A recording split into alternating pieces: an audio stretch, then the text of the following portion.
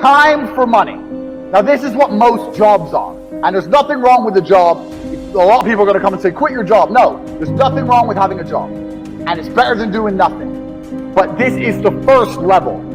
This is the first level on how to make money. So what you do when you have a job is you give up your time to get some cash. So a guy will say, if you stand here all day, I'll give you X amount of money. And you agree. You give up your time to make money.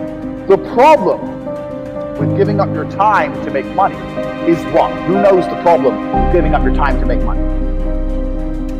I'll tell you the problem. The problem is you only have a certain amount of time. It's very difficult to get rich if you give up your time for money because you have a certain amount of time. You need to sleep, you need to eat, you got other stuff to do. You haven't got the time to sit there and get rich that way. So time for money is great, and obviously the more valuable your time is, the better. That's fine, you can make more.